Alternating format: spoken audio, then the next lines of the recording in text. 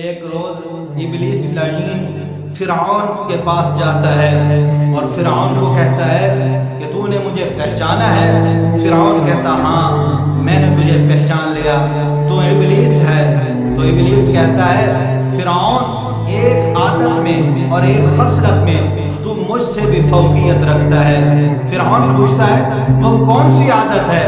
تو ابلیس کہتا ہے کہ تو نے خدائی کا دعویٰ کیا ہے، تو نے اللہ پاک پر جرت کی ہے، حالانکہ میں تجھ سے علم میں بھی بڑا ہوں، عمر میں بھی بڑا ہوں اور طاقت و قوت میں بھی تم سے بڑا ہوں، لیکن تو نے مجھ سے زیادہ جرت کی ہے اور تو نے خدائی کا دعویٰ کیا ہے۔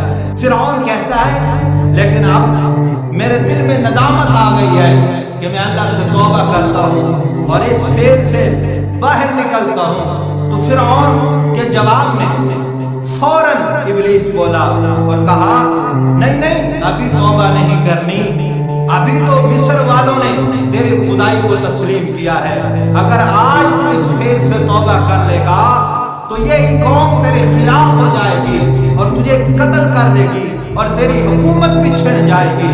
جب یہ لالچ ابلیس نے فرعون کو دیا تو فرعون کہنے لگا ہاں ابھی میں توبہ نہیں کرتا، ابھی تو میں نے حکومت کرنی ہے۔ پھر فرعون ابلیس سے پوچھتا ہے کہ ساری روح زمین پر فرعون اور ابلیس سے زیادہ بھی کوئی بدتر ہے کیا تو اس کو جانتا ہے؟ تو فرعون کو ابلیس جواب دیتا ہے ہاں میں اس کو جانتا ہوں، وہ ایسا شخص ہے اس کے سامنے معذرت اور عذر خواہی پیش کی جائے اور وہ اس کو قبول نہ کرے۔